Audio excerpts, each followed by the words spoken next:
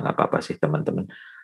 Karena toh ini hanya pemanfaatannya saja. Ini isokuan isokos ini sebenarnya ini di ekonomi mikro ini saya juga nggak tahu sih copy paste dari ekonomi mikro ataukah kemudian ini diaplikasikan apa yang ada di ekonomi mikro kemudian diaplikasikan di apa itu namanya di Monef untuk mengukur efisiensi. Tapi flashback untuk di mikro meskipun tidak 100% sama, tetapi konsepnya ini hampir sama dengan yang ada di ekonomi mikro. Ada isokuan, sebelum masuk ini, kita ke konsep efisiensi dulu. Efisiensi, evaluasi yang dilaksanakan, monitoring yang dilaksanakan, selain itu merupakan bagian dari, sebentar, ada respon dari minute.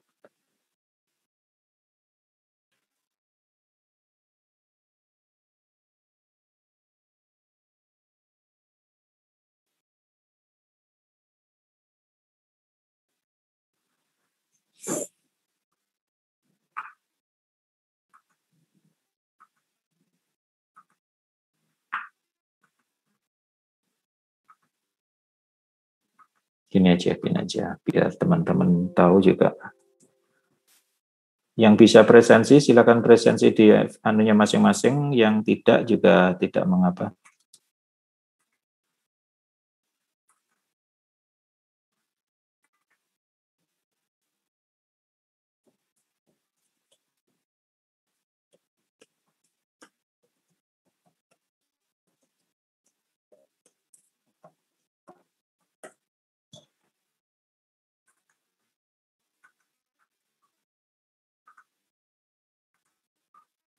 Oh, ada WAG Monef sebentar.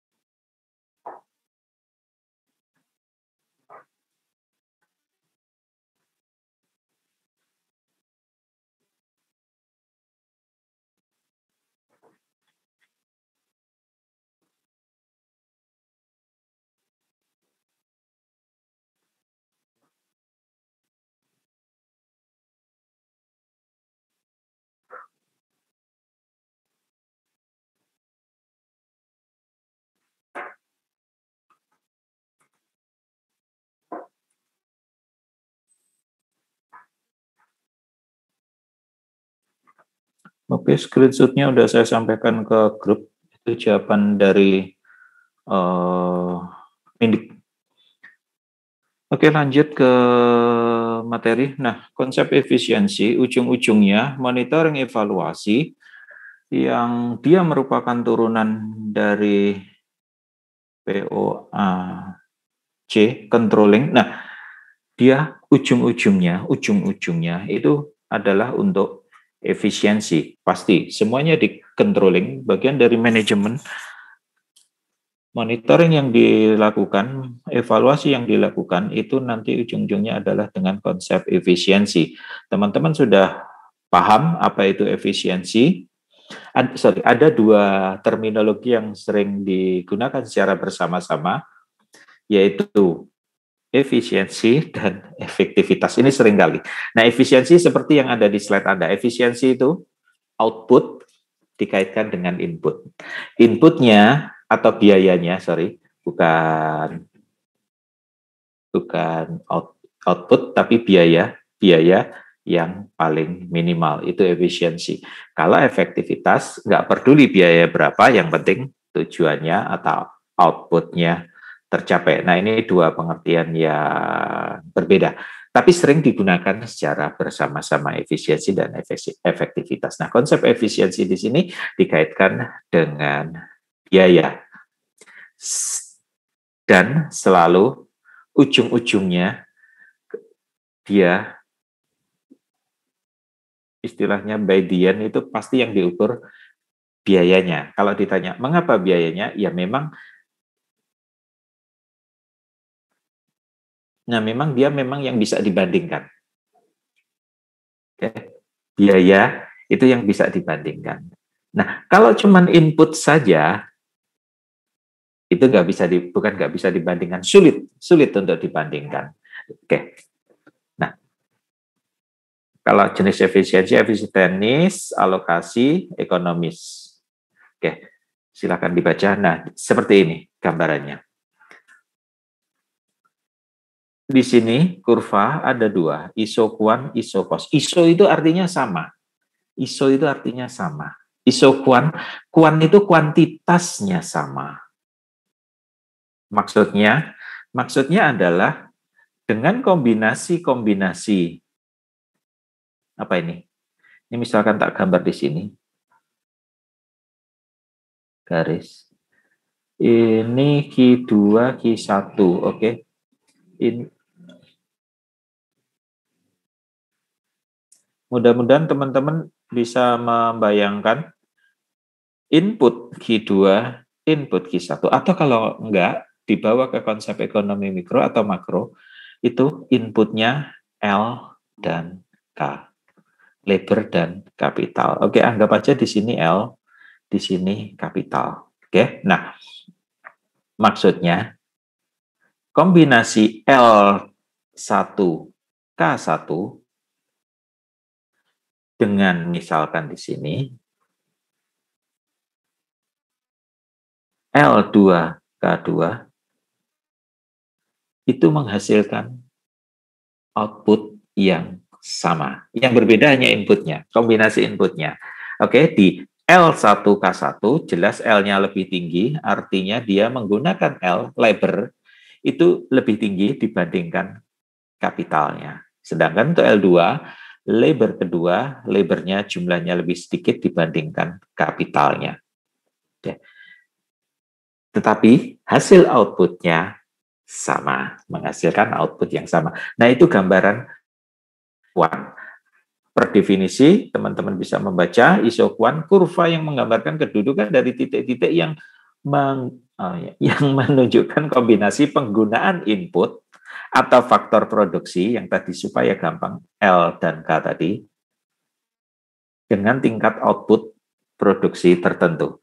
Tingkat output produksi tertentu agak sedikit membingungkan, tapi dia menghasilkan output yang sama. Nah, ini iso kuan.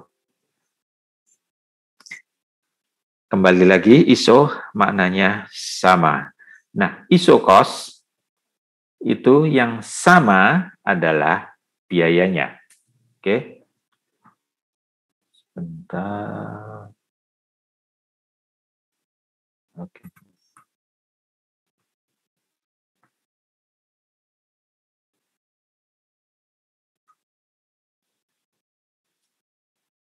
Nah, kalau iso cost kembali lagi sama, hanya dia berbeda bentuk garisnya.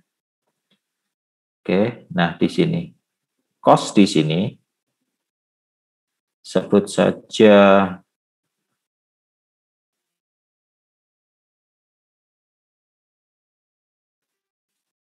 gimana memberikan contohnya.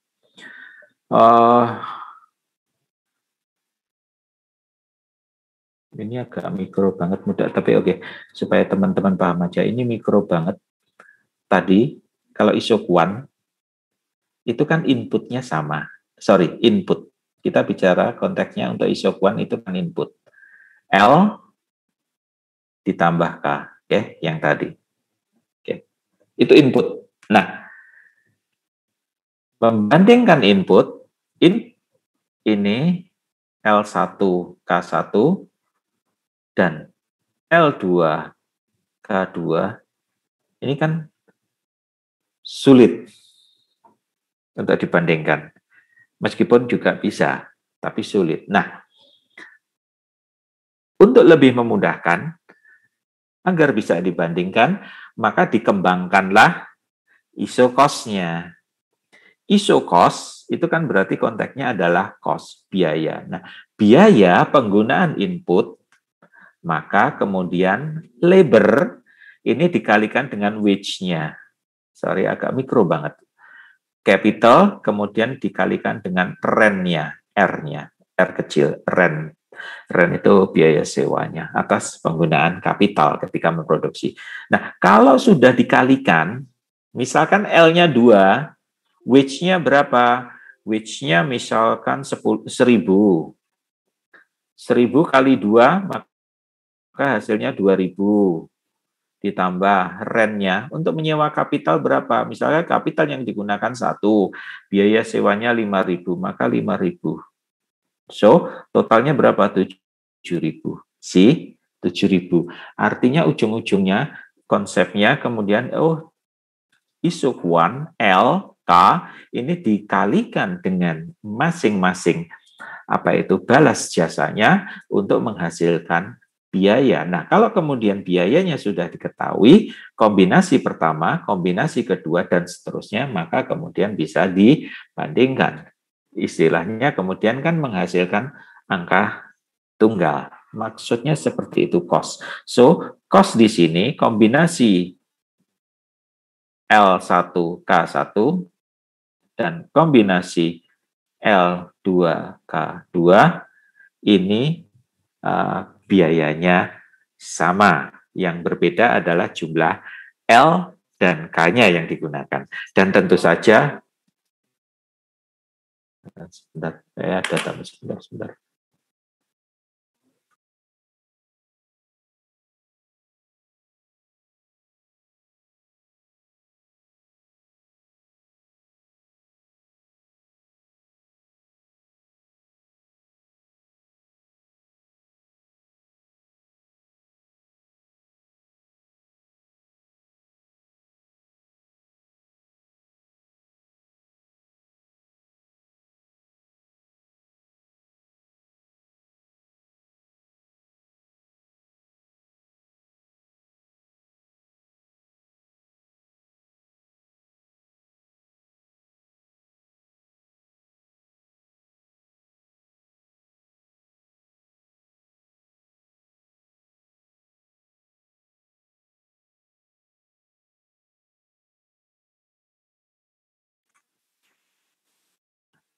Sekarang ganti kucingku yang pengen keluar.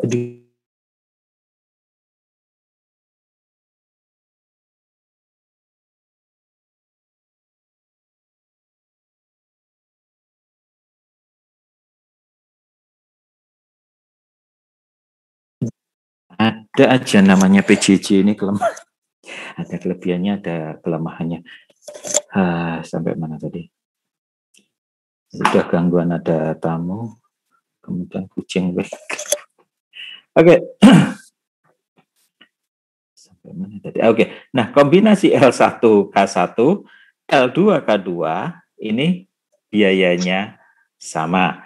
Yang berbeda tentunya adalah harga balas jasa untuk L dan K-nya dan jumlah yang digunakan, baik L-nya maupun K-nya yang berbeda. Tapi kemudian menghasilkan biaya yang sama. Di sini definisinya iso-cost, garis yang menggambarkan kedudukan dari titik yang menunjukkan kombinasi penggunaan input dengan tingkat biaya tertentu. Nah, iso-cost mirip dengan budget line pada teori perilaku konsumen. Ya, kalau sedikit flashback ke mikro, nah di sini Anda masih ingat, mudah-mudahan masih di ekonomi mikro, ada budget line atau budget constraint, atau yang kemudian istilahnya dikatakan kendala anggaran. Sama konsepnya, kalau kita bicara ekonomi makro, kendala anggaran kita itu adalah APBN, itu budget constraint kita. Kenapa? Ini adalah biaya maksimal yang digunakan. Budget constraint di sini dia tidak bisa berpotongan satu yang lainnya. Artinya di sini ketika ada budget constraint atau isu cost di konteks ini maupun budget constraint atau budget line teori konsumen, posisi yang sebelah kanan ini akan menghasilkan tingkat kepuasan yang lebih tinggi. Artinya bahasa terangnya, kalau Anda gajinya 100 juta sebulan, dibandingkan gaji Anda 10 juta sebulan, dan dibandingkan gaji Anda 1 juta sebulan, nah gaji yang 100 juta ini lebih ke kanan, artinya bisa memberikan kepuasan yang lebih tinggi dibandingkan gaji 5 juta sebulan atau 1 juta sebulan. Maknanya seperti itu. Oke? Nah, opsi Anda kalau di mikro, ini yang kemudian indifferent curve. Kalau masih ingat pilihannya Anda mau makan sate atau mau makan bakso. Sama-sama, Anda sama-sama suka sate, Anda sama-sama suka bakso. Oke? Nah, berapa yang Anda konsumsi dalam sebulan? Apakah lebih banyak satenya atau lebih banyak baksonya? Itu tergantung Anda. Tapi semuanya menghasilkan tingkat kepuasan yang sama. Dan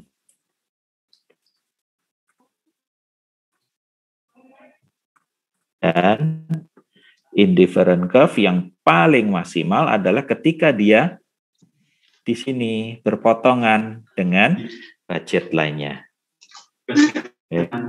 Akhirnya aku loh, Yes, halo. Akhirnya saya di minggu ibu-ibu maaf. Iya, paham. Akhirnya ada orang. Ada tamu kah?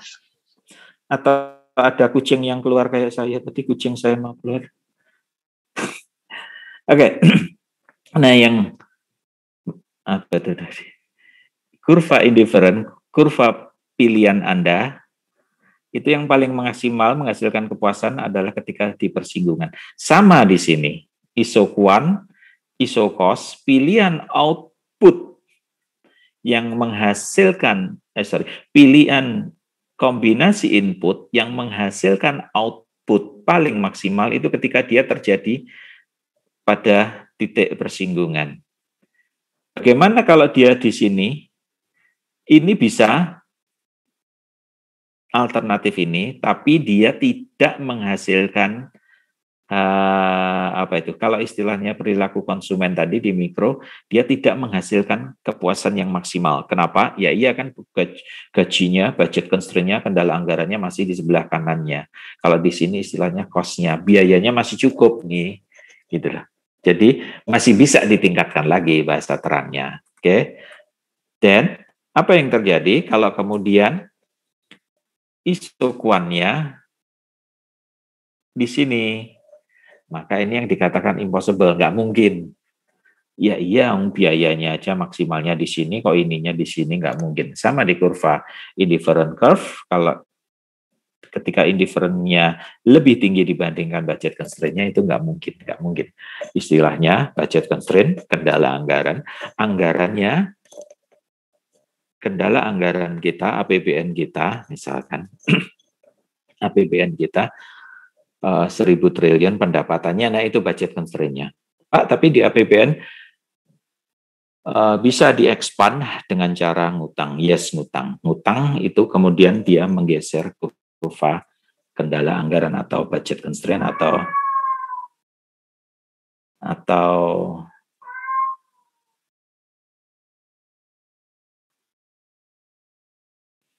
budget constraint atau budget line. Oke, nah. So, efisiensi alokatif. Oke. Sampai di sini, sebelum saya lanjut ke efisiensi alokatif, ada pertanyaan dulu terkait dengan konsep ini. Gampang kok. Izin bertanya, Pak. Yes. Tadi mohon maaf, internet saya putus-putus, Pak. Yang Okay. O, garis O, maksudnya 0, R, Q, sama P itu budget constraint ya, Pak? Bukan, yang budget constraint Ini yang isokos, yang dari A ke A aksen. Isokos. Kalau isokuan itu dari S ke S aksen yang bentuknya cembung. Ini ada penjelasannya, tapi mengapa dia cembung, mengapa ini itu ada penjelasannya, tidak. Tapi saya tidak masuk ke sana. So please jangan kalau yang tanya. 0, ya maaf. Maksudnya jangan bertanya itu, jangan bertanya kenapa saya lanjutkan. Jangan bertanya kenapa Pak bentuknya kok cembung, karena ini lah saya sebut aja ini MRTS, Marginal Rate Technical of Substitution. Itu konteks di mikro. Nah, saya nggak ingin membawa jauh ke mikro itu. Lanjutkan pertanyaannya. Oh iya Pak, yang 0, R, Q sama P itu apa ya Pak? 0, R, P, Q atau garis lurus ini sebenarnya adalah untuk sebenarnya loh ya, ini garis bayangan. Garis bayangan untuk memudahkan mengukur perbandingan berapa isokosnya, berapa isokuannya, dan kemudian berapa yang tersisa atau yang kemudian disebut yang inefisiensinya. Ini hanya garis bayangan aja untuk menghubungkan agar dia bisa dibandingkan. Tentunya yang bisa dibandingkan ya dia yang praktis dari titik originnya bisa ditarik garis lurus. Ini hanya untuk memudahkan. Misal nih, nah ini titik R merupakan titik efisiensi secara alokatif R di sini. R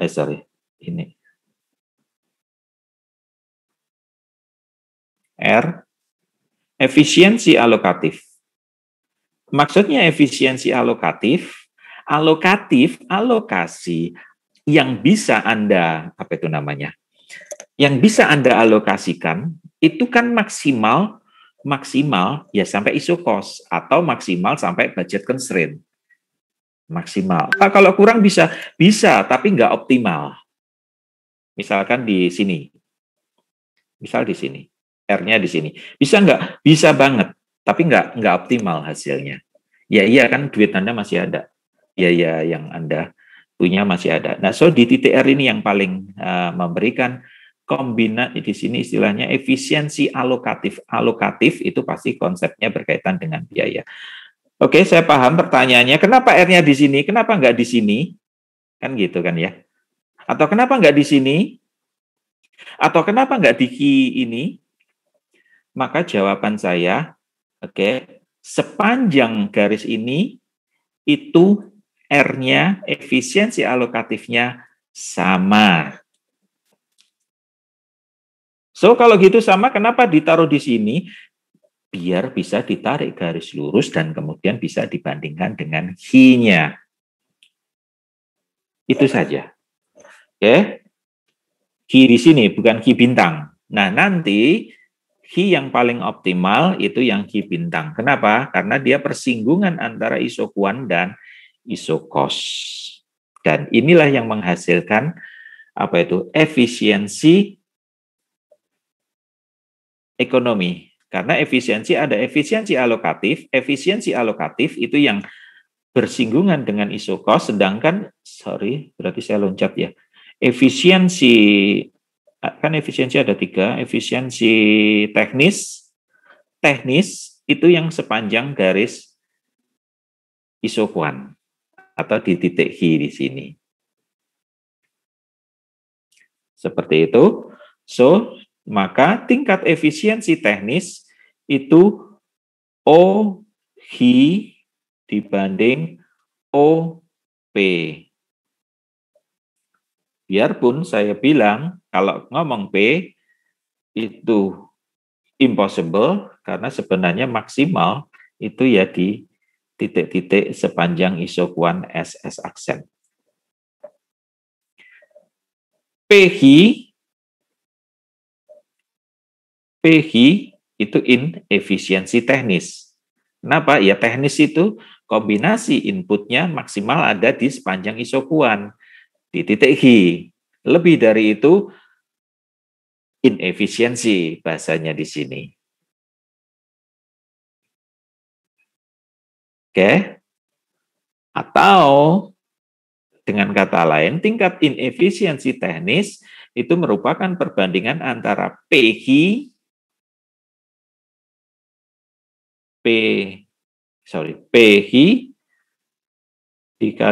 dibandingkan dengan 0 atau OP, itu teknis.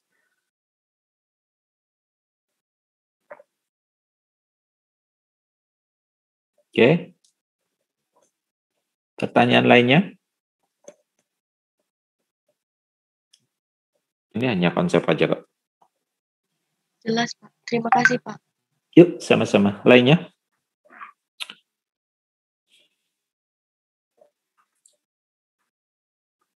Nah, ini penjelasannya lebih jelas di slide berikutnya. Ini ada inefisiensi teknis.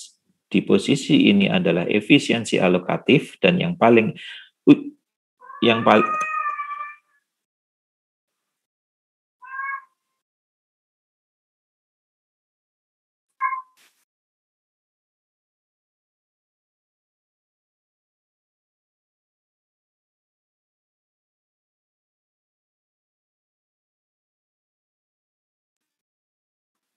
mohon maaf gangguan teknis lagi. Sekarang kucingku yang itu lagi sakit. Divonis dokter gagal ginjal, makanya kasihan juga.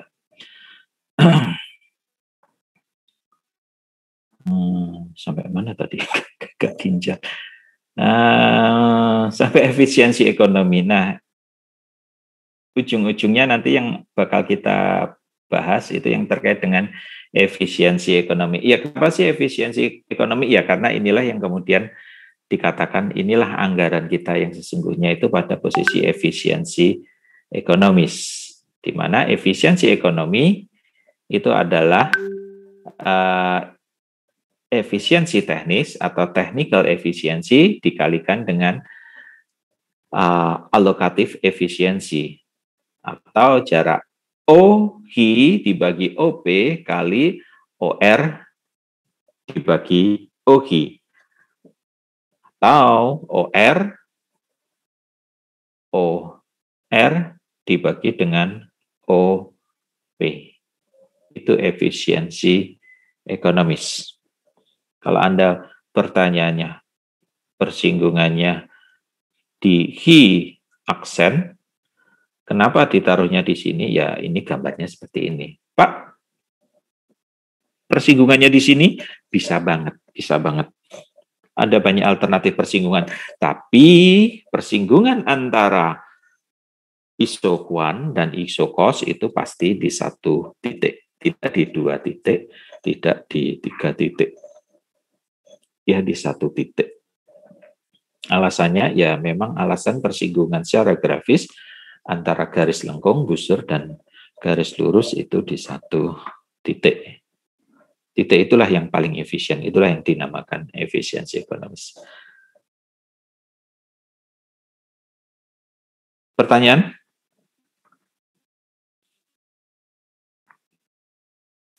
Nah, dari konsep yang tadi isoquant, isocos, kemudian teman-teman diajak bagaimana mengukur efisiensi. Di sini ada estimasi biaya input, pasti biaya input, kalau misalkan Anda biaya input, komponen dan sebagainya, biaya ini kan mengikuti SBM, standar biaya masukan, atau juga SBK, standar biaya keluaran. Tapi intinya dia, salah ngomong. Intinya dia tidak SBM tapi SB, standar biaya. Kan gitu, estimasinya maksimal itu standar biaya. Pak, kurang boleh nggak? Boleh banget. Lebih? No, nggak boleh. Itu memang konsepnya standar biaya. Standar biaya itu digunakan untuk belanja. Kemudian Anda mengestimasi outputnya, ya tinggal dikalikan. Dikalikan saja estimasi outputnya. Artinya inputnya berapa? Inputnya misalkan biaya. Oke, ditetapkan biaya satuannya 1 juta. Apa nih? Misalkan meja 1 juta.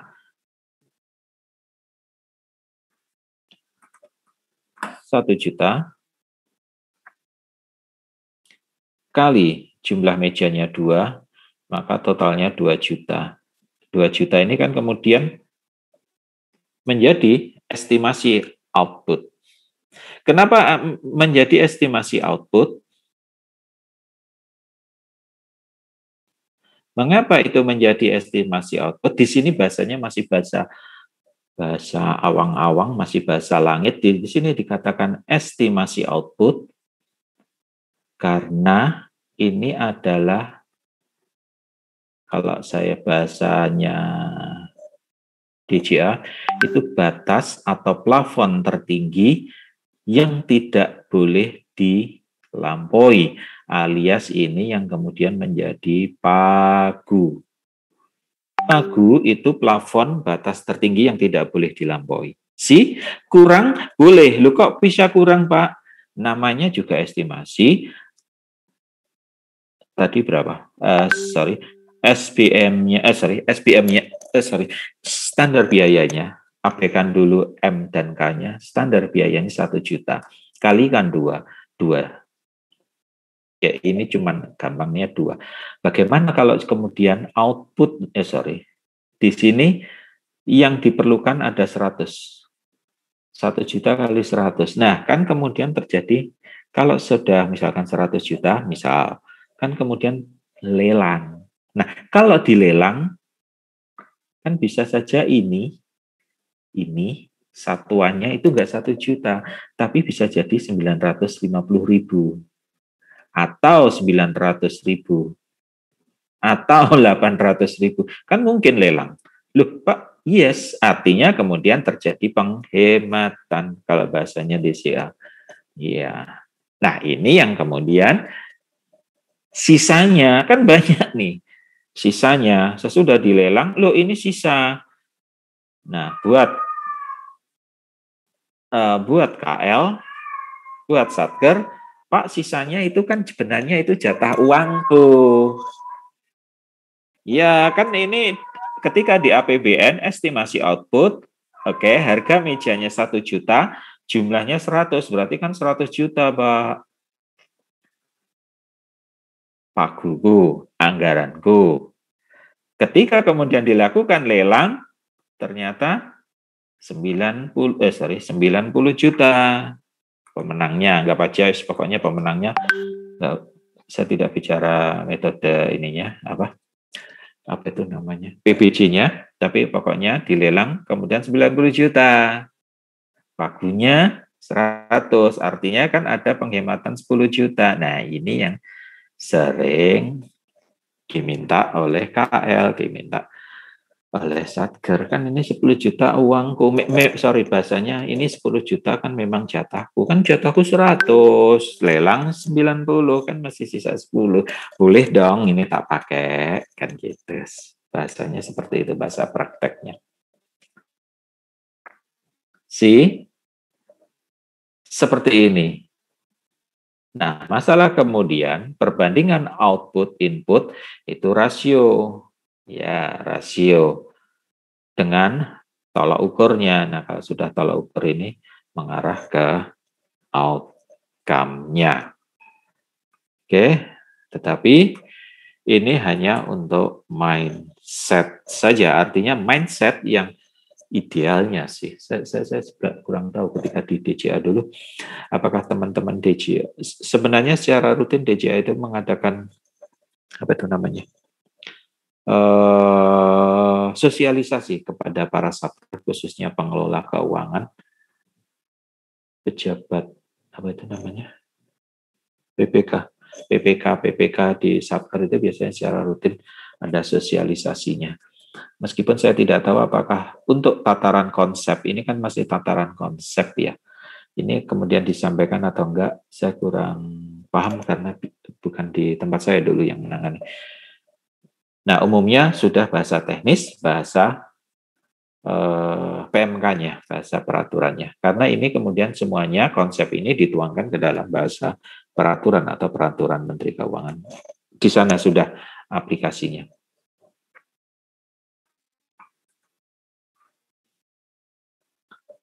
Ini hanya pengetahuan-pengetahuan saja. Oke, ada pertanyaan sampai sini? Ini pendekatan, ini apa itu namanya?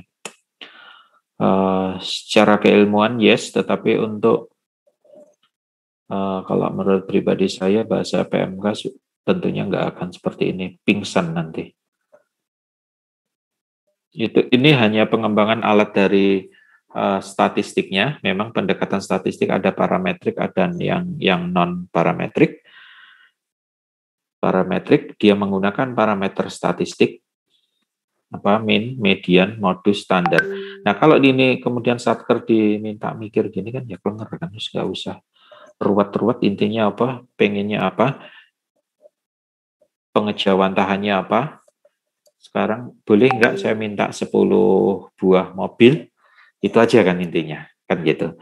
Ini terutama pimpinan minta 10 buah mobil untuk misalkan eselon 1A, B, C, dan sampai ke 10. Pertanyaannya kan buat KL, buat satker itu sederhananya boleh nggak sih? Nggak usah aku disuruh mikir parametrik non parametrik daripada pecas dahi kan gitu kan ya, bahasanya Dagadu kan gitu, pecas dahi.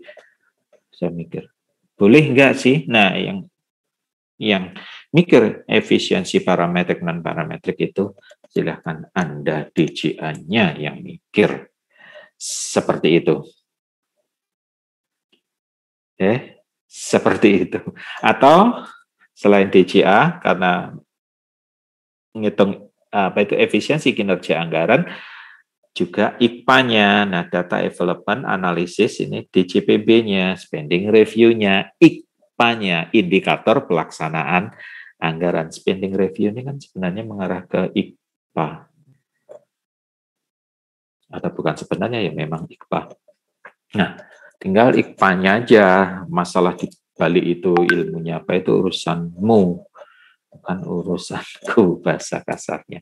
So, ngitungnya nanti ya sesudah UTS. Nah, nanti ada cara ngitung perbandingannya.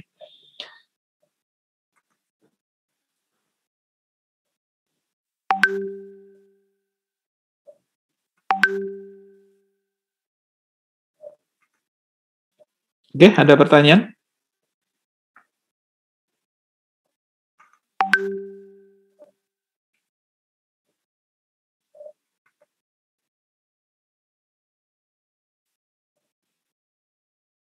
Pak, kok pusing ya Pak ya sampai gini? Ya ini memang basicnya memang dari ambil istilahnya ini apa keilmuannya, teknokratnya itu memang ada, memang itu dikembangkan, memang ada, dan memang dari bahasa-bahasa statistik yang mohon maaf di slide ini saya katakan kurang membumi, terlalu statistik. Ya teman-teman dapat statistik nggak sih? Ada kan ya matkul statistik dapat kan ya? Dapat. Pak. Matkul statistik dapat. Ada yang mau ngulang UTBK? Ya UTBK ya sekarang ya masuk stand. Ya siapa tahu UTBK ini. Oke. Nah lanjut sorry. Lanjut pengukuran kinerja. Lupa tadi bukan mengukur kinerja ya, tadi mengukur kinerja juga sih. Pengukuran kinerja, capaian outputnya maupun capaian anggarannya. Oke. Monitoring anggaran, ini sudah membumi. Implementasi dari PBB, performance based budgeting atau penganggaran berbasis kinerja. Pasti. Oke, mencakup perencanaan kinerjanya, planning performance-nya, dan pengukuran kinerjanya, measuring performance-nya, dan kemudian monef kinerja. Efisiensi ujung-ujungnya. Oke. Nah, pentingnya di sini, mengapa penting ya, saya juga mengatakan penting. Nah, mengapa penting? Nah, ini ada penjelasannya. Oke, nah. 7 pengukuran kinerja. Ini sebenarnya ini apa itu namanya? Slide ini tuh apa yang ini bentuk ringkas dari yang ada di slide 26. Tapi yang di 26 ini apa namanya ini namanya definisinya, pengertiannya. Apa sih look back, look ahead, compensate, motivate, roll up, cascade, kemudian compare. Oke.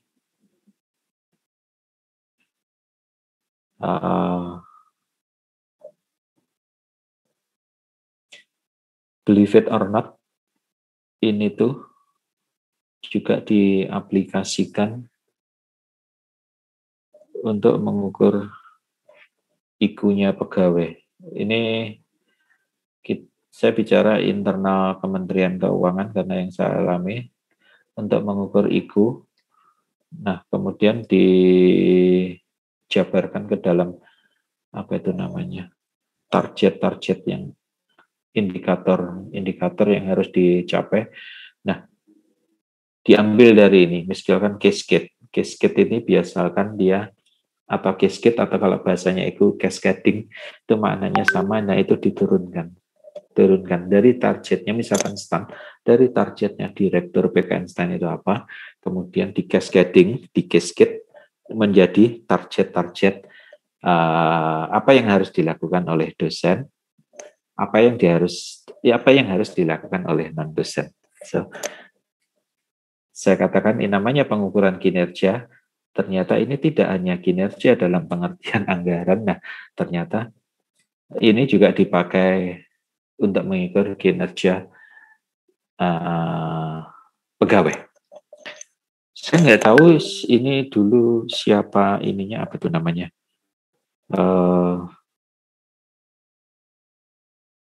apa sih yang membuat atau yang di-hire itu namanya, konsultannya siapa, tapi canggih juga. Canggih tapi biarpun bikin pusing kepala Barbie buat dosen.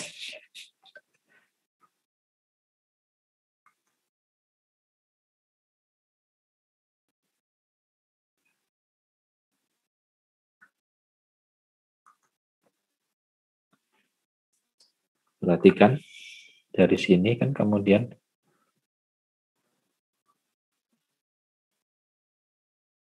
ada kompensasi yang diberikan yang bertujuan untuk memberikan motivasi pegawai. Ini konteksnya pegawai.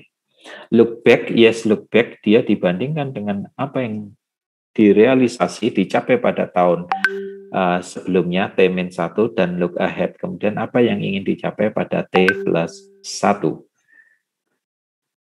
Oke, kemudian dibandingkan antara motivasi dan kompensasinya. Canggih Pak ya ibunya, ya canggih biarpun saya juga puyeng untuk mencapai target itu. Oke. Salah satu yang bikin puyeng adalah bikin target untuk membuat video KLC kan gitu kan ya, dosen-dosen pada ngeluh kalau sudah buru-buru KLC penelitian aja, karena kalau boleh curcol kan dosen PKN STAN itu kan induknya ada dua kaki Kemenkeu, ada kakinya Dikti. Di Dikti itu tetap ada tridharma, pengajaran, penelitian, pengabdian kepada masyarakat. Nah, yang penelitian ini kan banyak yang merah karena meneliti itu sesuatu yang sulit, bukan pekerjaan yang mudah, itu aja sih. Ini belum pernah tercapai, bukan belum pernah. Ini aja mencapainya susah, ditambah yang dari sini. So, itulah kegundah gulanaan dosen-dosen. Oke, nah ini tujuannya. Tinggal baca saja, look back, apa sih? Pengukuran kerja untuk melihat ke belakang dan melakukan evaluasi kegiatan masa lalu. Yes, look ahead, ke depan. Pengukuran kinerja masa lalu dijadikan sebagai dasar penyusunan penentuan target yang akan datang. Oke, dan seterusnya. Ini saya persilakan baca sendiri aja, karena ini hanya membaca tujuan ini. Oke. Nah, ini bentuk-bentuk jenis-jenis ukuran kinerja yang dilakukan.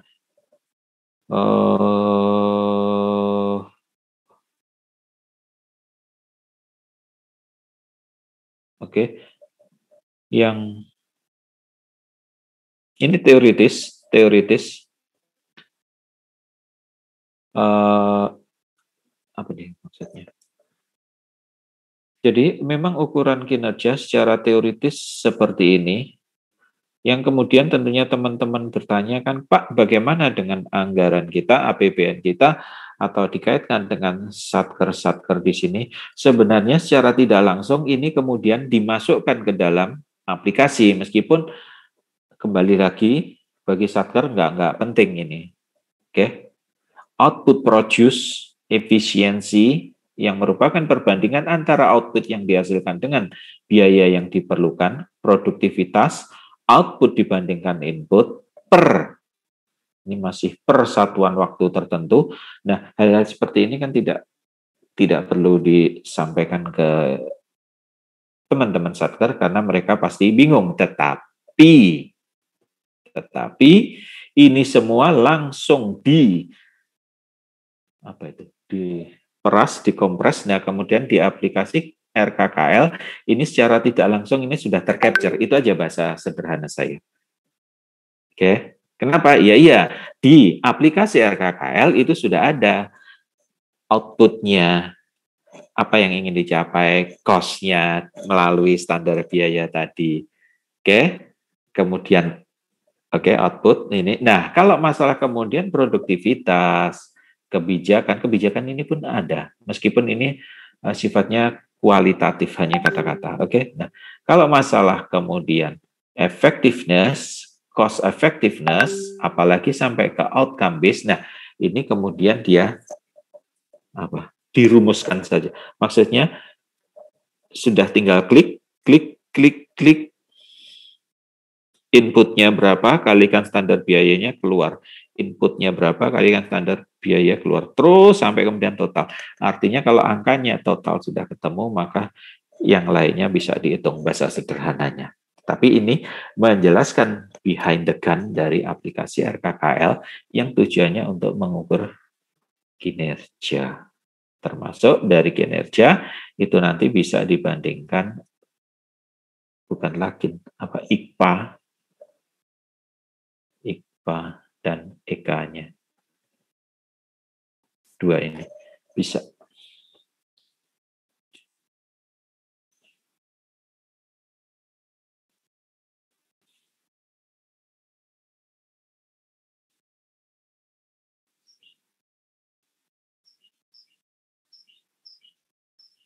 Oke. Note, ini ada sedikit perbedaan. Maksudnya perbedaan di sini konteks di Monef, dan kalau pernah Anda mendengar konteks di ekonomi makro. Nah, di Monef, input biaya yang digunakan, input itu resource atau ya dia bisa biaya, bisa juga dia input dalam artian resource sumber daya. Sumber daya itu ya tadi lahan, tenaga kerja, capital itu luas, bisa peralatan, modal dan sebagainya, material. Oke.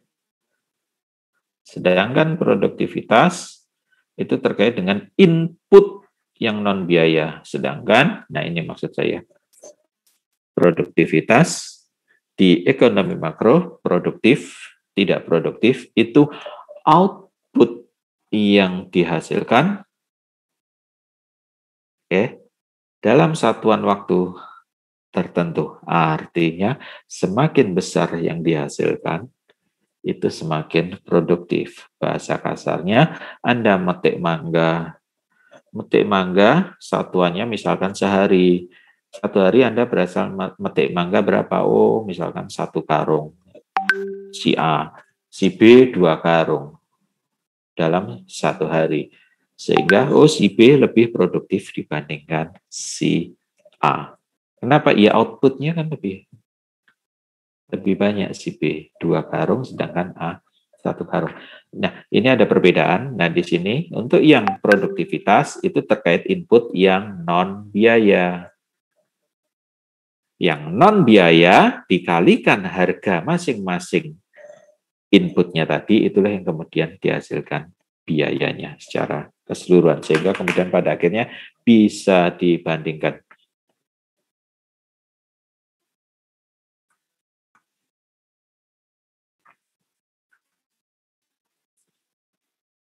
Ini ada contoh.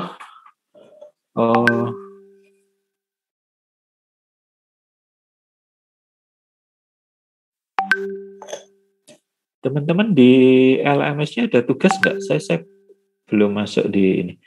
Ada penugasan nggak dari Pak Irwan Desko, Pak Desko? Nggak ada penugasan untuk yang ini, ngitung ini. Seingat saya di tahun kemarin itu ada penugasan ngitung-ngitungnya. Iya sebenarnya ngitungnya gampang sih, tinggal Anda ngingetin contoh apa ngingetin. Baca dari contoh ini kemudian angka-angkanya diganti. Tapi seingat saya waktu itu ada termasuk yang pengukuran efisiensi di sini. Oke. Waktu itu Pak Irwan ada tugas. Nah, makanya saya tanya ada tugas nggak di LMS. Misalkan kayak gini nih. Employee, kemudian sale, kemudian Anda diminta mengukur efisiensi pada single input dan single outputnya.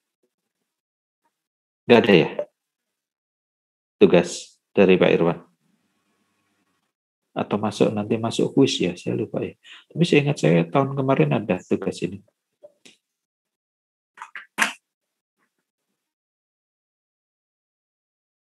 Pertanyaan?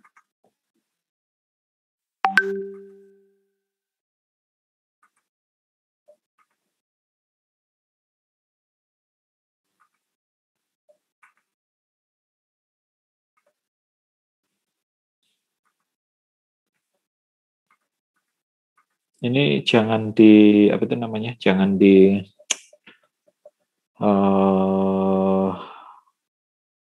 teman-teman jangan memusingkan apa sih namanya kayak gini nih, apa nih? Masalah grafis apa kurva-kurva ini jangan di ini. Tapi fokus aja di sini, teman-teman. Di sini sudah ada contohnya. Nah, kemudian di sini intinya sih teman-teman kemudian ini kalau nggak salah yang pernah di tahun sebelumnya. Sebentar.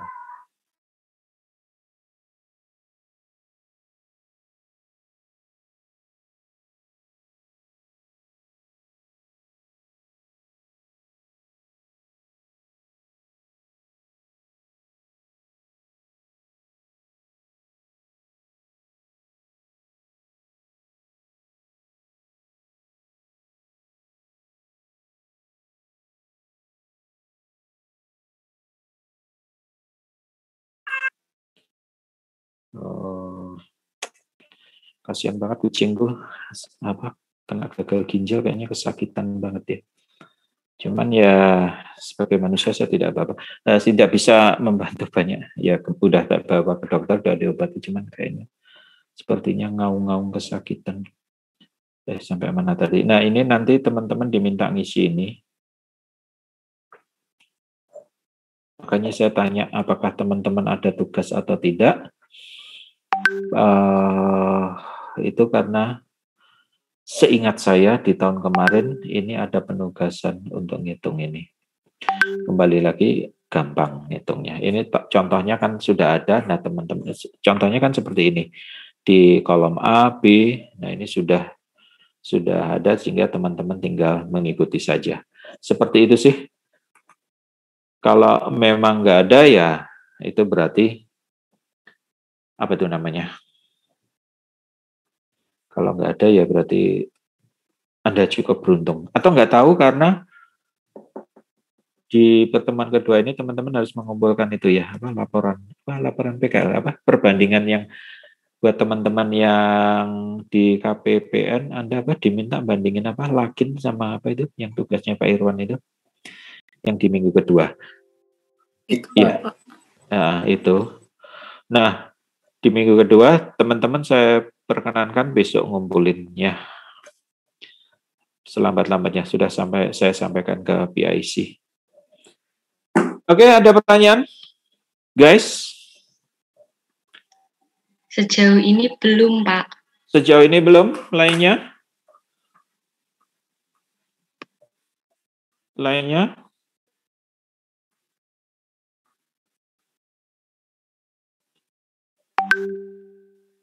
Yakin? Oke, nggak apa-apa. Kalau memang tidak pertanyaannya, kalau tidak ada pertanyaan, terima kasih atas perhatiannya. Assalamualaikum warahmatullahi wabarakatuh. Selamat pagi dan salam sejahtera untuk kita semua. Waalaikumsalam. Terima kasih, Pak. Terima kasih, Pak. Sama-sama. Terima kasih, Pak. Terima kasih, Pak. Terima kasih, Pak. Ya, sama-sama.